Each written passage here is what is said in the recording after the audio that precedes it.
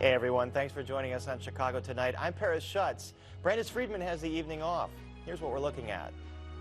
A bill like this is fundamentally about public safety. Why state lawmakers want to hold Uber and Lyft to stricter standards for passenger safety. First-hand accounts of working in Syria and Turkey in the aftermath of the devastating earthquakes. The FAA paves the way for an airport expansion, but Prairie preservationists say they won't give up the battle to save an endangered bumblebee. Birria is not only something we do for a living, it's actually embedded in our DNA. And a century-old family recipe from Mexico that's perfect for winter days in Chicago. Now to our top story tonight. Illinois lawmakers are proposing to get even tougher with regulations on rideshare companies. Right now, Uber and Lyft are exempt from the so-called common carrier standard that applies to other forms of transportation like railroads and airlines. Supporters of this change say it's a huge public safety need, but the move has drawn pushback from Uber, Lyft, and local business groups. And Nick Blumberg joins us now with more on this. Nick, explain to this common carrier thing. Well, Paris, when you get on a plane or you get into a taxi cab, you're not in charge of how the driver or the pilot behaves. That's why under Illinois law, those forms of getting around and others like the ones you just mentioned are considered common carriers. Now, that means that entities moving travelers from point A to point B are held to a high standard of keeping those passengers safe from harm. You are turning over your safety to the person that is behind the wheel. That is really the rationale for the heightened standard of care that applies to common carriers. And similarly, doesn't support the continued exemption from that standard of care for Uber and Lyft. That's why Gong Gershowitz is sponsoring a bill that would take away rideshare companies' exemption from the common carrier standard. All right, remind us how they got this exemption to begin with. Well, Gong Gershowitz told me that when lawmakers first moved to regulate rideshare companies, they were these scrappy upstarts, and the idea was to help encourage competition. But given their ubiquity now, she says the exemption just doesn't make sense anymore, and that holding them to a higher standard will help make everyone safer. Yeah, it's pretty much they're the only game in town right now, at least in the city of Chicago. So what sort of response have Uber and Lyft had to this bill? I imagine they're not in support of it. As you'd probably expect, they are both opposed to it, yes. In its testimony that it filed with the House committee that heard the bill, Lyft said, since day one, we've built safety into every part of the Lyft experience, and it argues that while a common carrier company may employ a few dozen professional chauffeurs, rideshare companies rely on an enormous network of thousands of independent drivers who control when, where, and how often they work. Now, Brad Tietz of the Chicagoland Chamber of Commerce echoed that, saying taking an Uber or Lyft is an agreement between driver and rider. To his mind, that's a safety measure in and of itself. I have the ability when I pull up Uber or Lyft to say, to see the background of this driver. If he's only got, 2.5 to 3 stars, I cancel that ride. And maybe it's a $5 charge for me, but I'm willing to take that in lieu of riding with somebody I don't believe is going to be safe. For its part, an Uber spokesperson tells WTTW News this proposal would make Illinois the only state that treats rideshare this way, severely impacting drivers' ability to earn money. Now, a handful of other states do hold rideshare companies to the common carrier standard, though those measures haven't been passed by state lawmakers. They face challenges. They're more limited in some of the scopes. Clark Carricker of the Illinois Chamber of Commerce is also opposed to the bill. He says state law already requires Uber and Lyft to carry $1 million insurance policies in case passengers are hurt or even killed. And he also thinks additional regulation could push rideshare companies to leave the state, costing drivers work and making it tougher for people to get around. It ferries business travelers and tourists all around the state. And most importantly, it's a huge public safety tool, which keeps tens of thousands of potential drunk drivers off the road each year and makes us all safer as we get around and travel the state's roadways.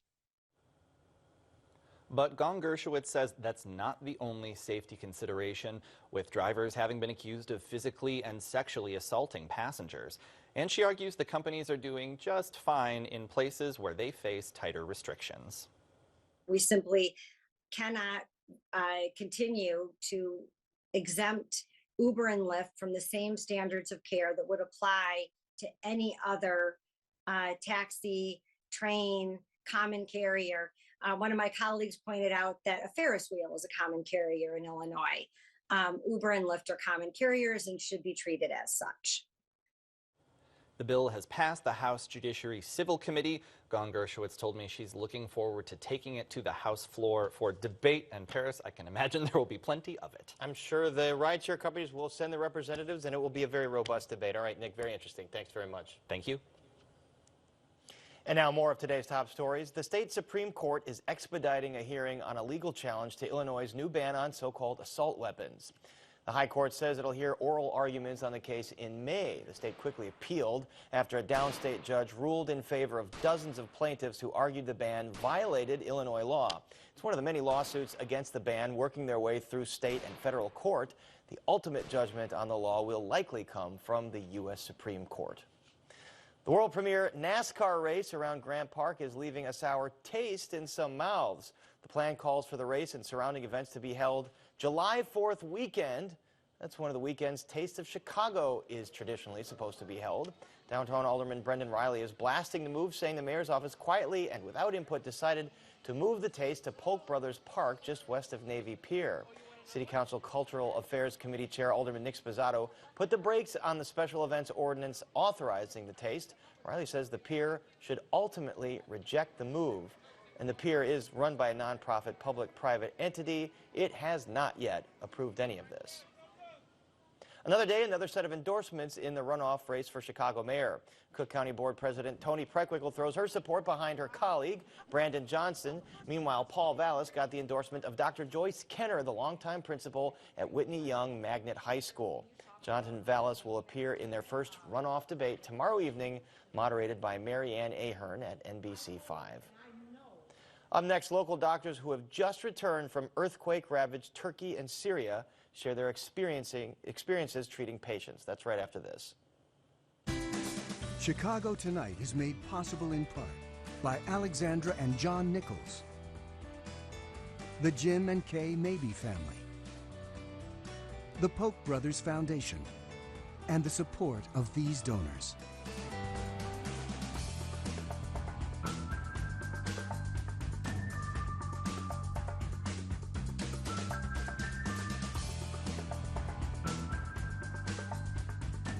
Some prominent local doctors recently returned from a humanitarian mission to Syria and Turkey.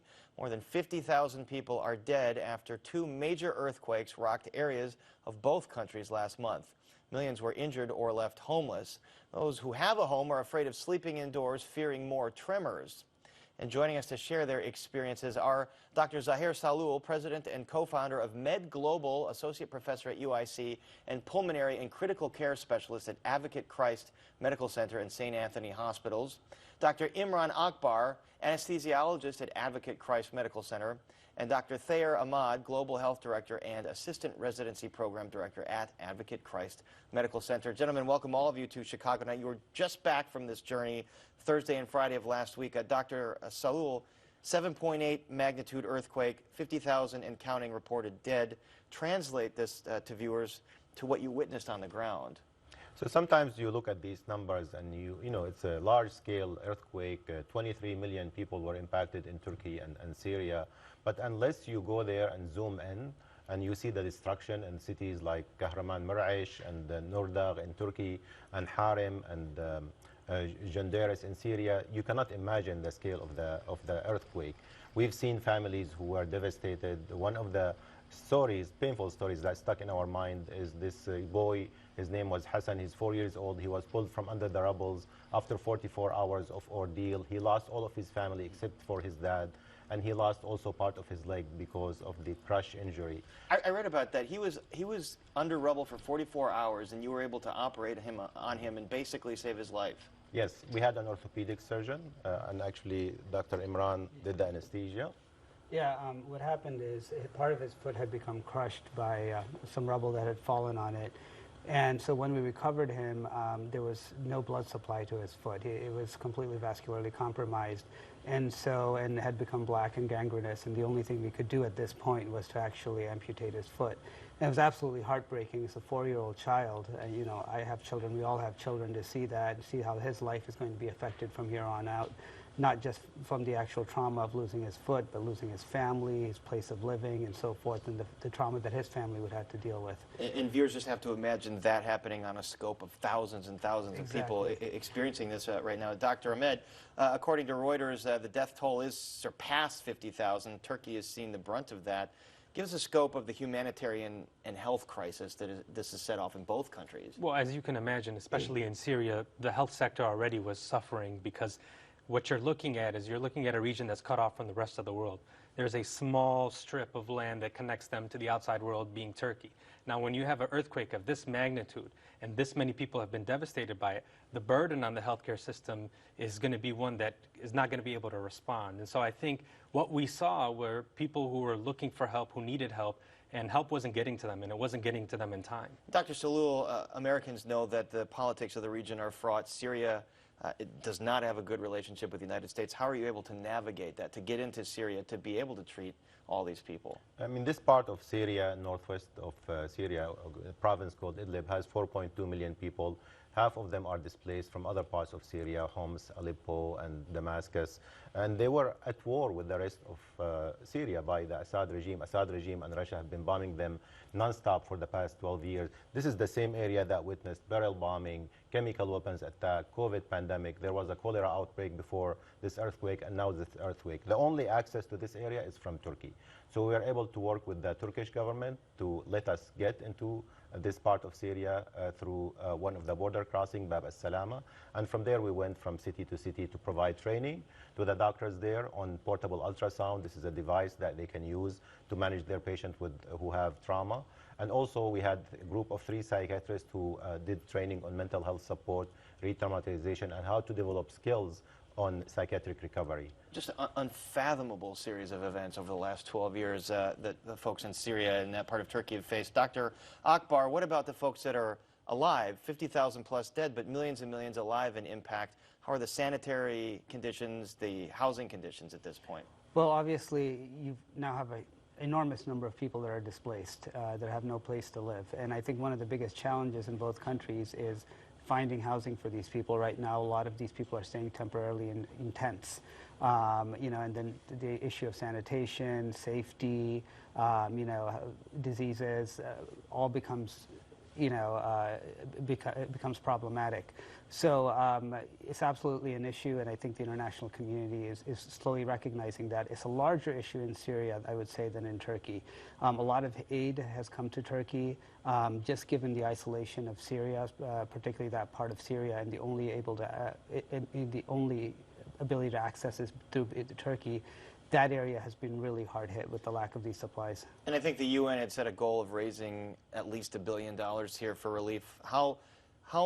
What is the gap here between what is needed in terms of resources and doctors and boots on the ground versus what's there right now? Well, I mean, I think what's there is a fraction of what's needed. And I think the UN, they can, you know, they set the goal, and I'm sure that's appropriate. But if there's any indication in terms of what they're going to be able to do in the response time, the lag that it took the UN to actually show up to this area, I don't have a lot of confidence in the UN being able to do much. It's going to require the entire international community, NGOs, aid organizations, because these doctors who are there, the very few that have remained there, they need support in all sorts of, you know, supplies. They need other people there to be able to help them. So it's really a devastating scenario, and I think people have to step up, and the time is now. And Dr. Salul, how many people are displaced right now, and what is their life like? Are they living in fear, given what's happened and given the conditions right now?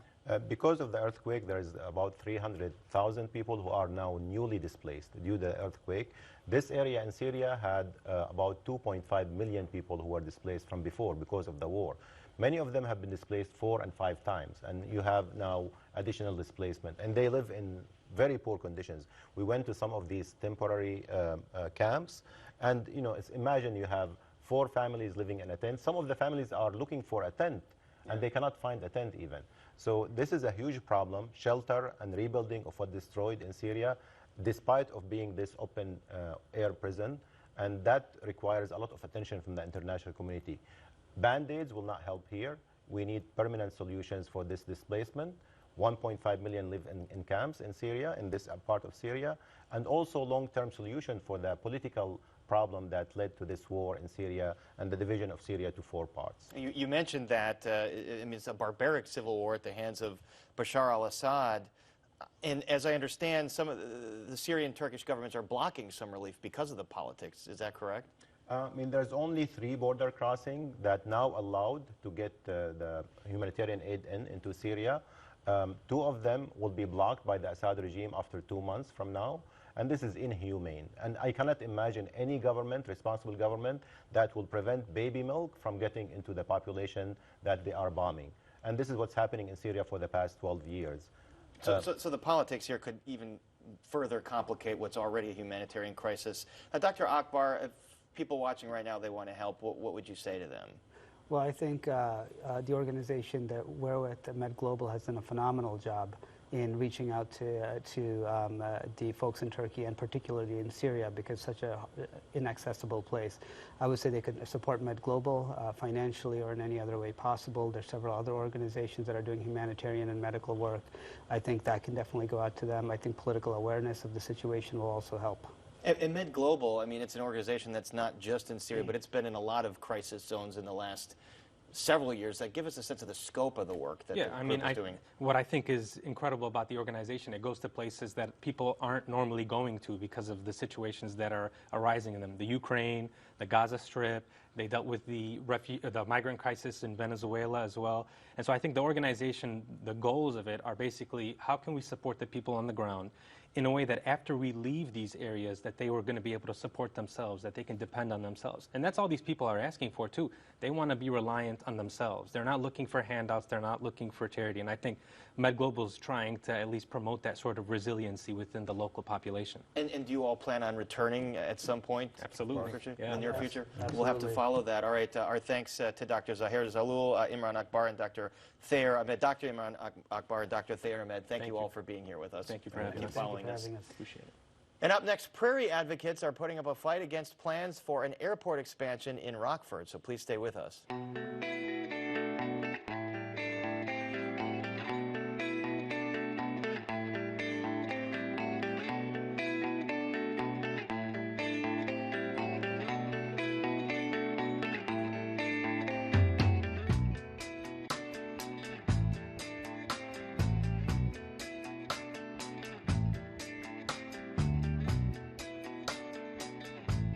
An FAA ruling could have a profound impact on an endangered bumblebee. WTTW News reporter Patty Wetley has been following the fight to save Bell Bowl Prairie near Rockford for the past year and a half, and she joins us now with an update. Patty, as we mentioned, you've been covering this over the last year. What is the very latest in this dispute? Well, just to catch people up quickly, Bell Bowl Prairie is within the confines of the property of the greater Rockford Airport. And they want to build an expansion of their cargo operation, a road planned to go straight through the prairie. And the FAA had them go back and revisit their plans based on the discovery of this endangered bumblebee on the property.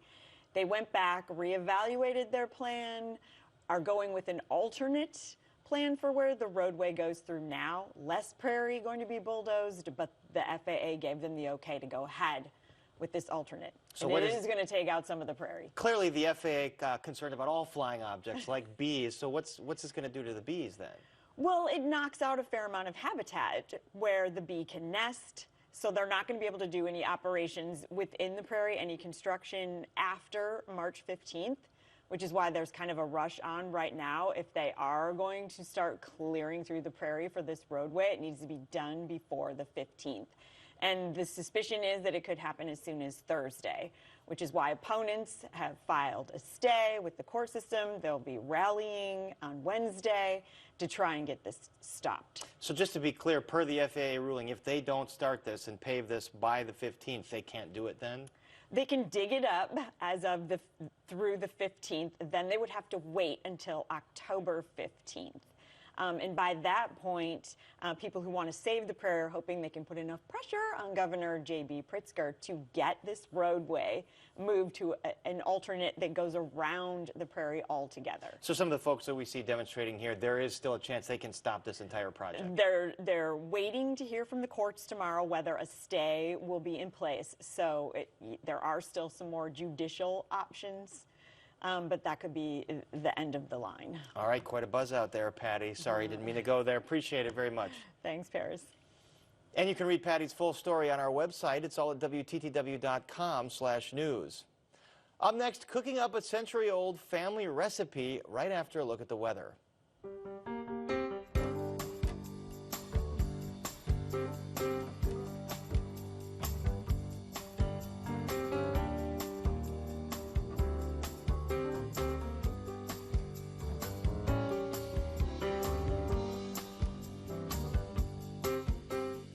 There are 7 culinary regions in Mexico, each with their own unique foods, techniques, and flavors that have evolved over the centuries. In a classic tale of Mexican ingenuity, the chili braised stew birria was created as a way to take advantage of an overpopulation of goats in the Jalisco region. 50 years ago, a Jalicense named Ramon Reyes brought his family's century-old birria recipe to Chicago's southeast side. Now his son is bringing the traditional dish to a new generation. Producer Erica Gunderson stews on this story. Birria is not only something we do for a living, it's actually embedded in our DNA. I like to believe so. When Andy Reyes rhapsodizes about the perfect bowl of birria, he has 4 generations of his forebears speaking through him. I have to have a piece of costilla, the rib, with a little bit of fat and a little bit of meat towards the end, drenched a little bit in consommé, with onion and cilantro. First you put the lime, then you get the tortilla, you put the meat, put some salsa, and then you take a bite out of it. That is, for me, birria. Though Andy is only the 2nd generation of Reyeses to run Birria Ocotlan, the family's birria recipe goes back to 1926, when his great-grandfather developed his own version of the stewed goat recipe in Ocotlan, Jalisco. When Andy's father, Ramon Reyes, immigrated to the Chicago area, he brought the birria know-how with him. His uncle was here in Chicago, and at 18, my dad receives this postcard. And it was one of those old-school postcards where it said Chicago and it had the skyline. He pulls out the postcard and points out to his friends and says, "Hey guys, look, it's my uncle he lives in Chicago now. And one day, I'm gonna sell birria right here." In 1973, Ramon Reyes made good on that prediction. He took over a small diner at 87th and Commercial and began selling the family's specialty. A second location on 106th Street was added in 1992. Over the years, all 4 of Ramon and Linda Reyes' children worked at the family restaurants. I remember making like my debut officially, like when I was 8 years old, and he'd sit me down in the corner and I'd be a chubby little kid eating my taco, you know? I started working here literally in high school. I remember I used to play football and I would have practice on Saturdays. After practice, all my friends would go hang out, I'd come here. When Ramon stepped away from the business for health reasons 5 years ago, Andy, the youngest child, stepped in. I wasn't ready, but luckily I have my sisters. That's the beautiful thing about having a family business. You won't be alone. Since then, Andy has helped steer the restaurant through COVID by bringing some modern marketing to the traditional dish and updating the menu to include trendy quesabirria tacos. We kept everyone on payroll, but we closed for like a month and a half. So what did I do? I got back on social media. ¿Qué pasa? ¿Qué leo? And because of social media, I got traction. Andy says he feels a responsibility to his family and the community that sustained them to keep Birria Ocotlan thriving. I think the love and the heart that my father put initially into this business, the relationships he's able to build with the community, and I think the recipe itself speaks volumes. We do put a lot of heart and soul into our food. We've been doing this for, close to 100 years now in my family. I've seen 4 or 5 generations come in through the door, and that's very special. If it wasn't for the community, we wouldn't be where we're at. Food is supposed to bring people together. It unites people from all different walks of life, from every culture. So birria is for everybody. For Chicago Tonight, this is Erica Gunderson. My mouth is watering. What a story. And you'll find more on Birria Ocotlan on our website. Back to wrap things up right after this. What should the city be doing to better support Black Chicagoans who are victims and survivors of hate crimes? classic city of Chicago, we work in silos, so the left hand doesn't know what the right hand doing, and the constituents get left out in between. Power is the voice. The power is the numbers. The power are the people. The ability to sway election is the power.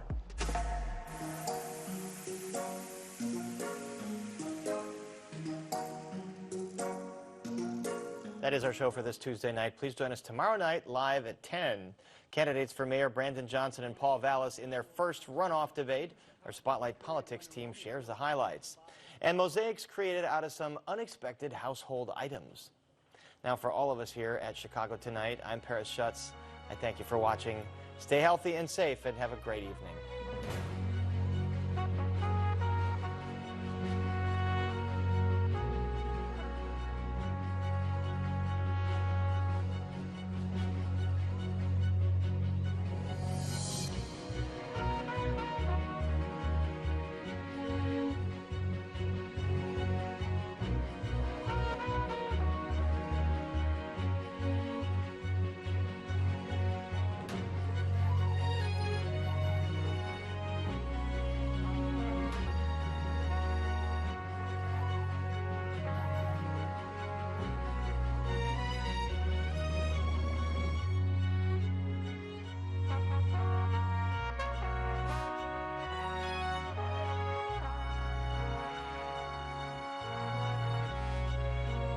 Closed captioning is made possible by Robert A. Clifford and Clifford Law Offices, a personal injury law firm dedicated to preserving the dignity and rights of all individuals.